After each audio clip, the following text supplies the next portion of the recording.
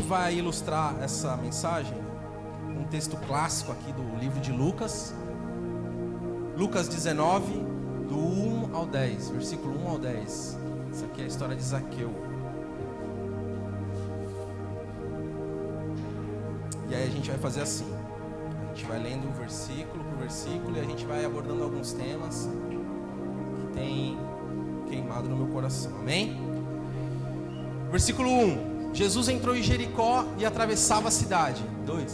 Havia ali um homem rico chamado Zaqueu, chefe dos publicanos.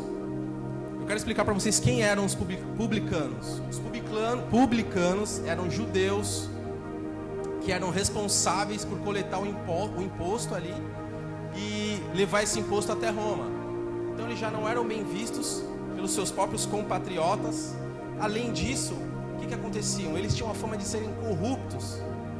Assim, Roma cobrava 100, eles cobravam 200, enfiavam no bolso e davam 100 de Roma. Então os publicanos, eles não eram bem vistos pelos seus próprios compatriotas, como se fossem os políticos hoje aí, né? E algo que queimou no meu coração, primeira vez nesses primeiros versículos, é que a Bíblia enfatiza que Zaqueu era rico, né? Ali havia um homem rico chamado Zaqueu.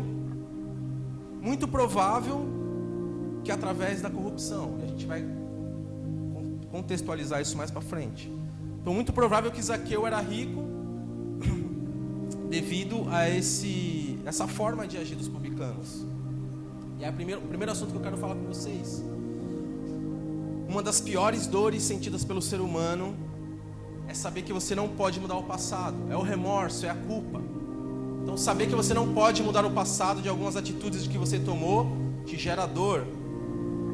Quem aqui hoje, nessa noite, gostaria de voltar no tempo para mudar algumas escolhas? Isso aí. E aí, mano? Tá cabuloso esse... Uhum. Pô, tô subindo, aí o cara para. Pô, ajuda aí, pô. Tá esquentando. Então o remorso, a culpa o ser humano não consegue lidar com isso. Realmente você não pode mudar o passado, mas pode agir hoje de uma nova forma para que amanhã seja diferente, amém? E onde eu quero chegar com tudo isso? O que tudo isso tem a ver com comunicação, com receber a informação de Deus? Todos nós somos pecadores, todo mundo de acordo? Todos nós erramos. Porém, quando reconhecemos esse erro e tomamos a postura de entregar, de confessar esse fardo, essa culpa no altar, começa a gerar em nós o processo de arrependimento. Essa é a primeira palavra que eu quero que vocês guardem para si. Quem estiver anotando, anota. Arrependimento. E qual a importância do arrependimento na nossa comunicação com Deus? O arrependimento é o primeiro passo para um relacionamento sério com Deus.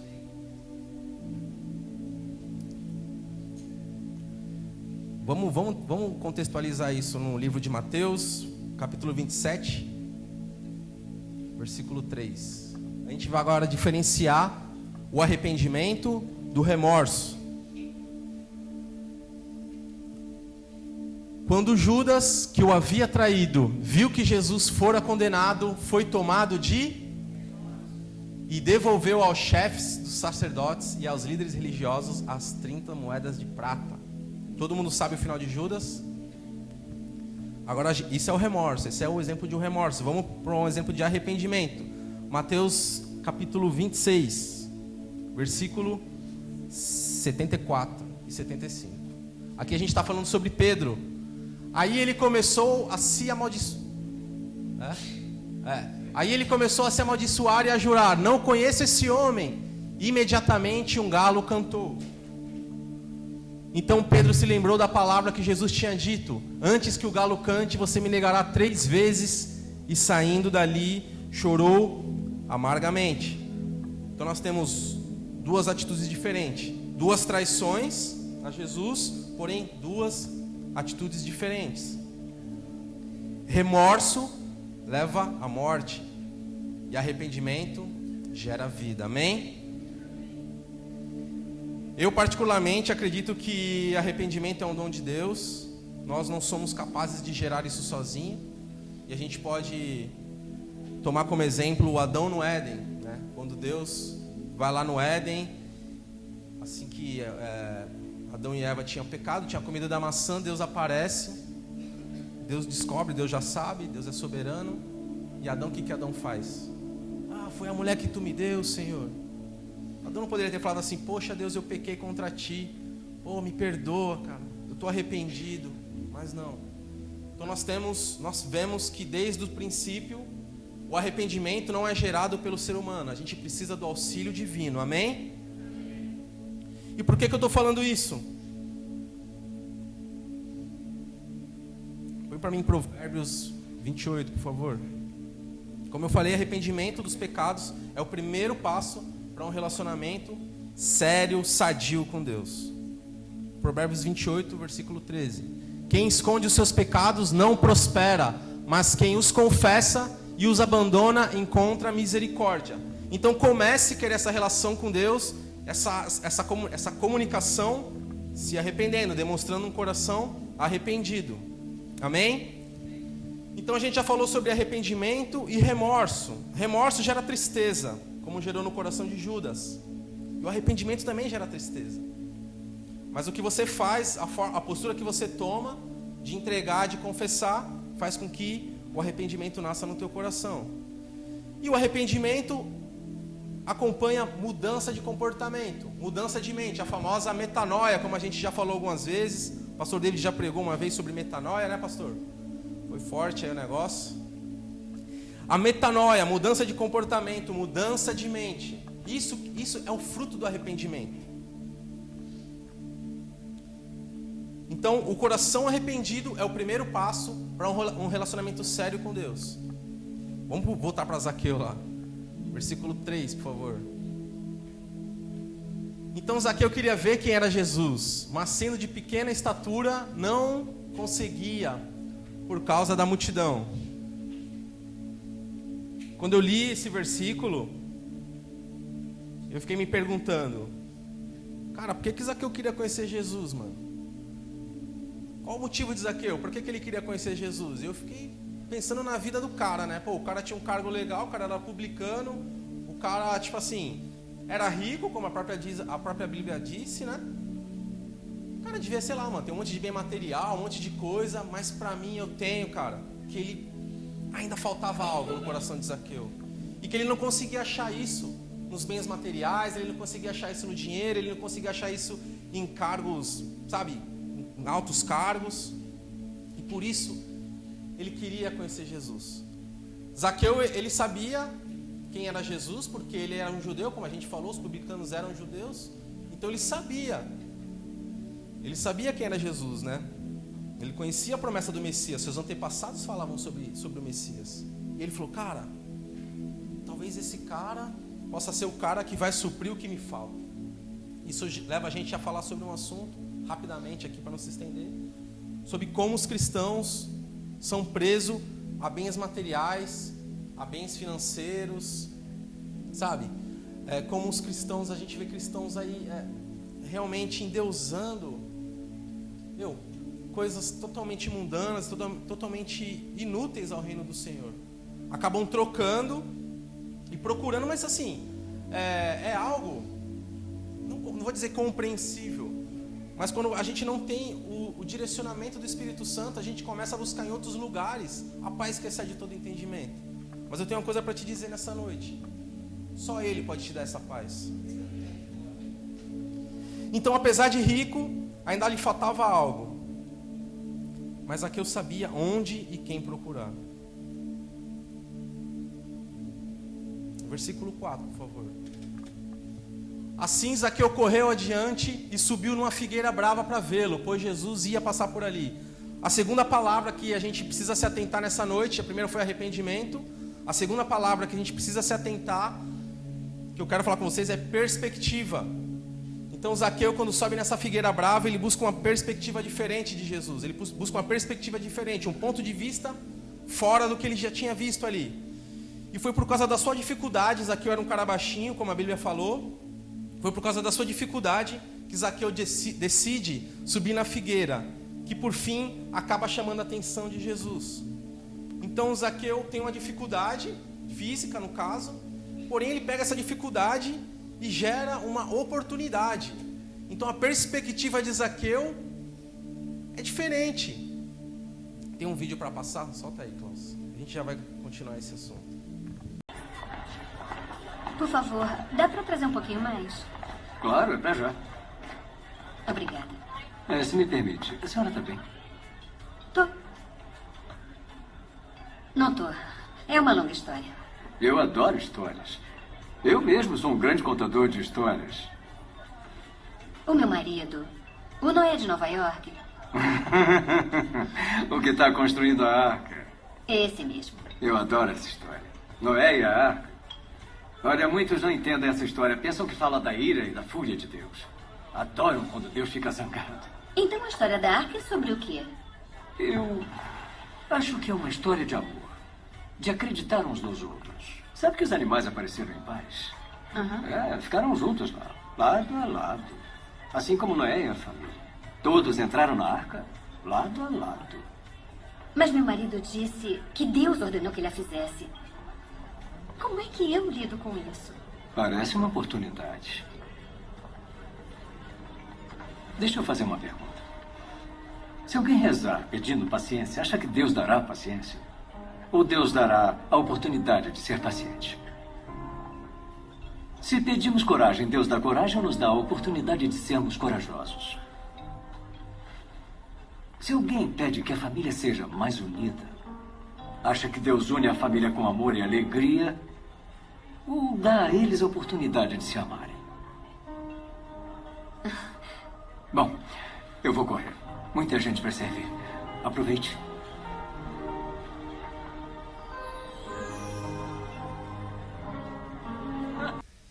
Então é bem isso que a gente viu aí, né? As nossas dificuldades podem ser, dependendo da nossa perspectiva, dependendo de como você visualiza a sua dificuldade, ela pode e vai se tornar a sua oportunidade. Você não pode mudar a sua situação atual. A única coisa que pode mudar é como você escolhe lidar com ela. Então a sua dificuldade pode ser responsável pela sua vitória amanhã, hein? Amém? Então perspectiva. Continuando falando sobre perspectiva. Quando desejamos ver o que Deus nos mostra, precisamos ter a ótica de Deus. Precisamos ter a ótica celestial. Um parâmetro que eu uso muito, para mim funciona, eu quero compartilhar com vocês, é me fazer uma pergunta. Eu me perco na minha humanidade, no meu trabalho, eu me perco na minha humanidade, na minha casa. Muitas vezes eu não sei mais, poxa, o que eu faço? Será que eu estou agradando a Deus? E eu sempre venho com uma pergunta que é o meu parâmetro da ótica de Cristo, que é, como Cristo agiria nessa situação? Então quando eu me faço essa pergunta, poxa, como é que Cristo agiria nessa situação? Quando eu brinco com a minha esposa, eu falo, quando eu me encho de fúria como Cristo agiria nessa situação? E aí eu coloco a ótica celestial e falo, não, cara, Cristo agiria dessa forma, e aí eu obedeço. Quando eu estou no meu trabalho, acontece alguma situação, eu falo, caramba, como Cristo agiria nessa situação? E aí eu vou novamente e coloco a ótica de Deus. Perspectiva, ponto de vista, né? Existe uma história até engraçada da Michelle Obama e do Barack Obama. Eles estavam num restaurante, eles foram jantar no restaurante, mega chique lá nos Estados Unidos e tal. Como é que eu chamo ela de mãe? A Mi, né? A Mi e o Barack. A Mi, minha amiga. Então eles estavam almoçando lá, eles estavam jantando no restaurante, aí veio o garçom servir, aí o garçom fica com aquela cara meio assim, toma um susto, né? Pô, o presidente dos Estados Unidos, né? O ex-presidente dos Estados Unidos, na época ele ainda estava atuando. E aí a Michelle Obama ficou olhando, dá um sorrisinho de canto de boca, fica aquela situação meio assim, sabe? Aí o garçom vai embora e o Barack fala assim, Barack, ó, meu brother. Aí o Barack fala assim, o que tá acontecendo aí, mano? Aconteceu alguma coisa estranha e tal. E a Michelle fala assim, poxa, esse cara aí, esse garçom, ele foi meu ex-namorado. E aí o Barack, tá vendo? Se você tivesse casado com ele, se você tivesse casado com ele, você não estaria casada, você você tivesse continuado com ele, você não estaria casada com o presidente dos Estados Unidos. Ela fala assim, não. Se eu tivesse casado com ele, ele seria o presidente dos Estados Unidos. Porra, ó.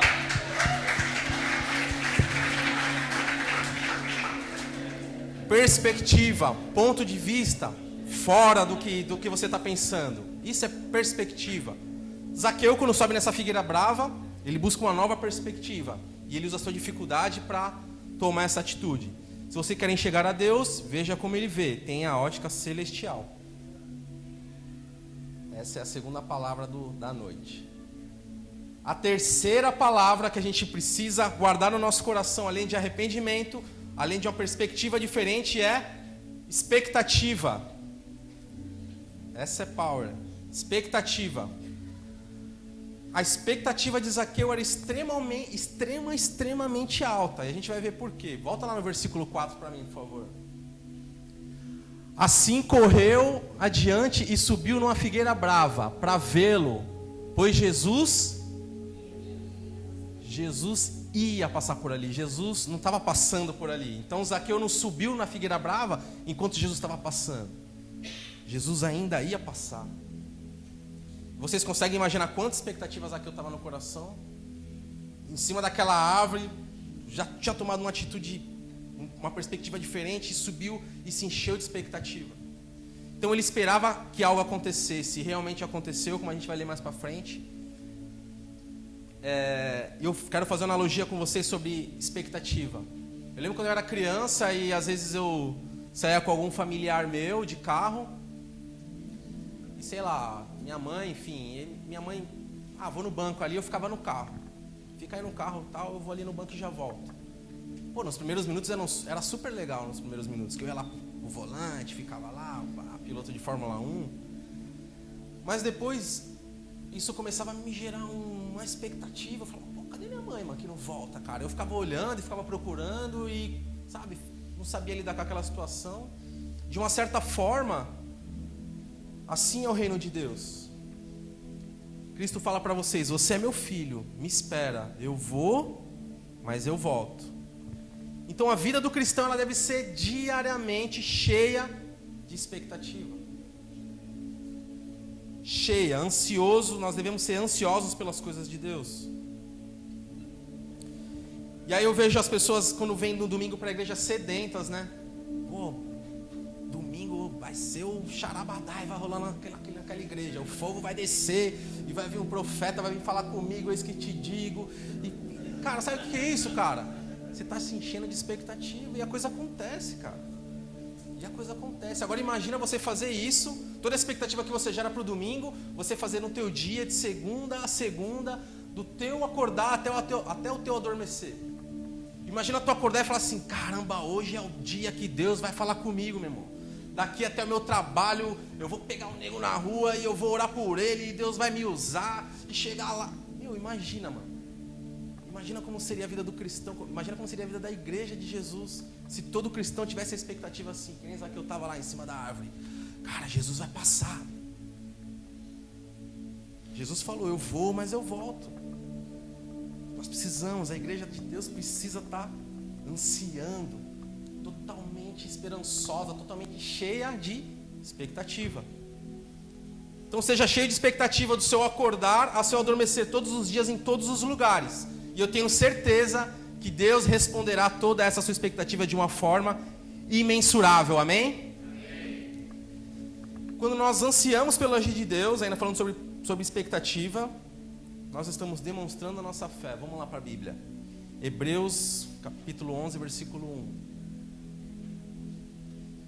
Ora, a fé é a certeza daquilo que esperamos e a prova das coisas que não vemos. Nós estamos então fundamentando a nossa fé, nós estamos materializando a nossa fé quando nós estamos criando expectativas em Deus, amém?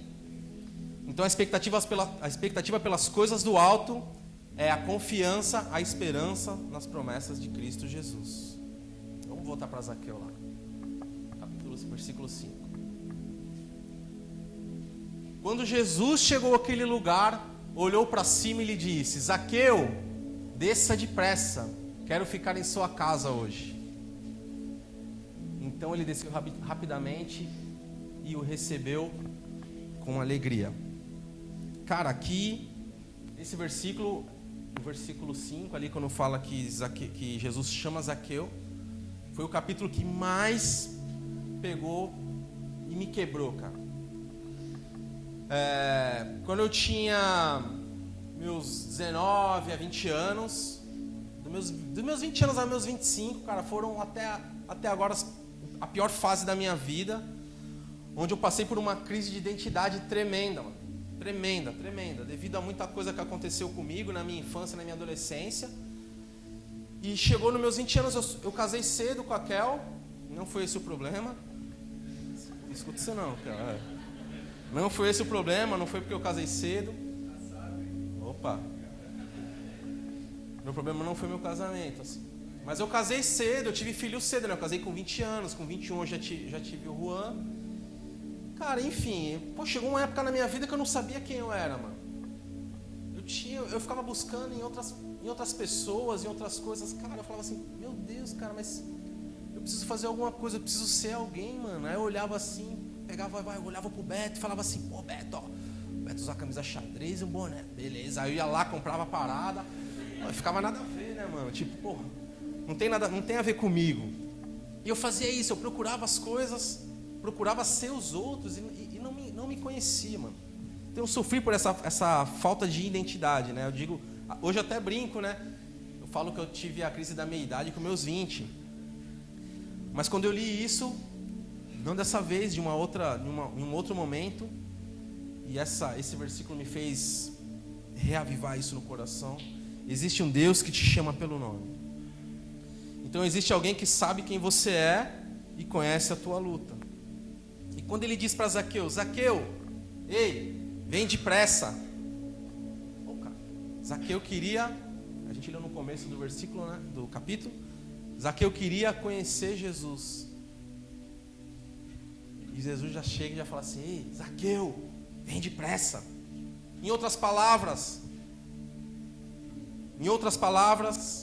Jesus está falando, ei, Zaqueu, já era, mano, cheguei, estou aqui. Para de sofrer, para de buscar as coisas em outros lugares, para de tentar fazer isso sozinho, para de achar que pela sua força você vai alcançar. Ei, estou aqui, hoje eu quero ir para a tua casa. E é da mesma forma hoje, igreja. Jesus está nesse lugar, nesse momento, falando, ei, chega de procurar lá fora. Como a gente falou no começo, para de procurar em bens materiais, nada disso vai suprir talvez o vazio existencial ou ao buraco, a rachadura que você não consegue suprir sozinho. Amém?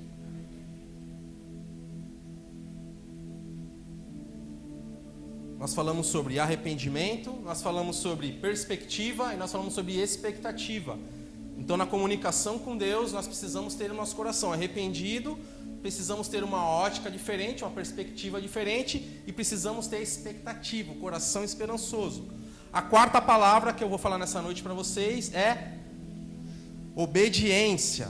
Aí o chicote estrala, mano. Aí o bagulho é louco. Pra mim eu tô falando, hein, igreja. Uma vez eu ouvi o Brunão do Ministério Morada. Ele falou algo que eu vou compartilhar com vocês e que me chamou a atenção e que eu deixei isso marcado. Deus vai falar contigo a primeira vez. E quando Ele fala contigo a primeira vez, é uma revelação. Beleza, caramba. Pô, Deus falou, mano. Pô, vim cheio de expectativa no culto do Espírito Santo, mano. No domingo, Deus falou, mano. Glória a Deus, mano. Deus te revelou. E aí Deus vai falar contigo a segunda vez.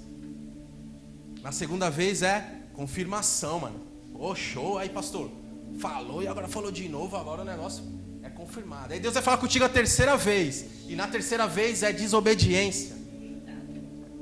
Obediência tardia é desobediência. Quando Deus fala, quando Deus se comunica contigo, é para agora, é para já. Lá em Gênesis 12, põe para mim, por favor, no versículo 1. Deus vai falar com Abrão aqui. Então o Senhor disse a Abrão: saia da tua terra, do meio dos seus parentes e da casa de seu pai, e vá para a terra que eu lhe mostrarei. Nesse contexto que a gente está lendo, vocês acham que quando Abraão recebeu essa mensagem de Deus, Abraão começou a se planejar? Não, peraí, mano. Pô, Deus falou para mim que eu vou para mim sair da minha terra. Peraí, mano, eu vou pagar aquela conta lá, e aí eu vou esperar. Cara, não, cara. Mais pra frente a gente vai ver que Abraão age. Abraão vai. Claro, a não ser que Deus fala, pô, começa a se planejar e tal, mas geralmente Deus chega e fala, filho, é isso. E o povo, eu falo por mim, igreja, assim, né? Eu sou um cara que protelo demais as coisas. Poxa, Deus, é mesmo e tal. Tem certeza? Manda mais uma confirmação aí pra nós, né, mano? E a terceira vez vai pra quarta, pra quinta e pra sexta, e aí, cara? Você já parou pra analisar isso, né? Quando Deus fala pra agora, mano. Obediência tardia é desobediência. Então Abraão não começa um planejamento, ele vai e obedece. O que adianta a gente estar falando sobre comunicação com Deus? Deus fala contigo, Deus te revela algo, Deus usa alguém para derramar algo na tua vida e tu, legal, mano, beleza. Vira um colecionador de profecias, né? Um caderninho lá cheio de profecia dada. Eu vou ser isso, eu vou ser aquilo. E, irmão, está na hora de viver isso, amém? Então, quando Deus se comunica, Ele espera que você haja. E quando essa ação acontece, igreja, aí a casa de máquina começa a funcionar. Porque Deus vai falar e você vai agir. E aí Deus vai falar, poxa, mas meu filho me obedeceu, olha lá, vamos lá. E aí começa a agir, o negócio começa a fluir. Mas existe algo no meio do caminho aí. Existe algo no meio do caminho nessa ação, nessa nossa ação com a comunicação com Deus, que é o nosso medo, mano. Pô, cara, eu sou um cara muito medroso, mano. Vocês acham que é fácil estar aqui na frente, mano? Cara, pra quem me conhece aqui um pouco mais de tempo, teve um curso aqui, mano, aprendendo a dar um sermão e tal, do pastor Fábio. O pastor Fábio ministrou. Mano, eu não sei por que eu vim fazer esse curso, cara. Eu ficava lá no fundo assim, tipo, orando. Cara, não me chama, não me chama, não me chama, não me chama, não me chama. Eu não conseguia, cara, assim. Eu lembro uma vez que o pastor Fábio... Era dia dos pais, mano, isso aqui. O pastor Fábio me chamou, assim, eu tomei um susto, velho. Mano, chega, eu fiquei com a dor nas costas, assim, mano, sabe? E eu vim travado, assim, mano. Fazer uma dinâmica, assim, mano. Eu falei, não, mano, cara, era algo totalmente impossível pra mim. Então, tem uma frase que eu gosto muito, e vou falar ela pra vocês, vou compartilhar, que é: corajoso não é quem vai sem medo, mas é quem mesmo morrendo de medo, vai. Vocês acham que eu não estou com medo de estar aqui, cara? Vocês acham que minha semana foi, show de bola? Não foi, cara. Mas assim, cara, ação, vai. Vamos lá, no caminho a gente vai se alinhando. Deus, vai, vamos embora. Porque aquele que começou a boa obra é fiel para cumpri-la, amém? Amém? Vamos voltar para Zaqueu, versículo 7 e 8. Todo o povo, isso Jesus já tinha ido para a casa de Zaqueu, né? Todo o povo viu isso e começou a se queixar. Ele se hospedou na casa de um pecador. Mas Zaqueu levantou-se e disse ao Senhor: olha, Senhor, eu estou dando a metade dos meus bens aos pobres. E se de alguém extorquir alguma coisa, lembra que a gente falou lá no começo? Que provavelmente Zaqueu era rico porque ele era corrupto? Tá aí a prova. Se de alguém extorquir alguma coisa, devolverei 4 vezes mais. Aqui Zaqueu prova, além dele ser corrupto, que é o que a gente não quer falar, mas é a prova de um coração arrependido. E o mais louco dessa parte do capítulo é que em nenhum momento Jesus acusa Zaqueu de nada. Jesus só chega a Zaqueu: desce aí, maluco, sai dessa árvore aí, mano, eu quero ir lá na tua casa hoje. E aí Zaqueu vai com Jesus para casa. Em nenhum momento Jesus fala nada. As pessoas começam a acusar e automaticamente Zaqueu começa a falar. Sabe por quê? Coração arrependido. Então Cristo não vem para acusar o nosso passado, mas para te libertar dele. Amém? E nós vemos muitos cristãos não vivendo todo o seu potencial porque ainda estão presos a algumas feridas do passado que não conseguem digerir, não conseguem administrar. Mas Cristo veio para remir o teu passado e te propor uma vida nova. Falando isso, eu não estou te afirmando que não haverá consequência das tuas escolhas, mas que o jugo dele é suave e o fardo dele é leve. Amém? Quando você decide entregar os teus pecados para Jesus, demonstrar um coração arrependido, você muda a sua perspectiva, você se enche de expectativa. Cara, haverão muitos confrontos, muito mais confrontos do que conforto. A vida cristã é isso, é um confronto diário, mais até um confronto de hora em hora, cara. Toda hora que eu faço alguma coisa, vem um confronto. Pô, filho, mas é dessa forma. E aí tu fala, aí tu tem que ir se matando a tua humanidade e deixando o Espírito Santo agir. E aí também vale a que a gente comentou mais cedo sobre a frase, né? Quando isso acontecer, cara, como Cristo vai agir nessa situação? Então eu não estou te afirmando que não haverá consequências das tuas atitudes. Haverá consequências das tuas atitudes, assim como houve com Zaqueu. Zaqueu devolveu 4 vezes mais o que tinha roubado e doou metade dos bens. Feridas serão mexidas, coisas que não são fáceis serão cutucados. Mas se a tua perspectiva já foi mudada, se você já pensa de uma outra forma, se você entende que é o tratamento de Deus contigo, você vai entender que tudo isso é para o teu crescimento espiritual e pessoal. Amém? Então por isso é muito importante a gente ter a perspectiva de Deus. Então nós falamos sobre arrependimento. Deus vai falar contigo. Demonstre um coração arrependido. Mude a sua perspectiva. Se encha de esperança, se encha de expectativa. E o mais importante, obedeça. Deixa eu chamar a banda aí. Obedeça. Então quando mudamos a nossa perspectiva para a ótica de Deus, criamos a expectativa de ouvi-lo a todo instante. Quando nós obedecemos a sua voz, nós criamos uma comunicação funcional com Deus. Eu vou repetir de novo para que isso fique dentro do seu coração. Se arrependa, mude sua perspectiva, gere boas expectativas e obedeça.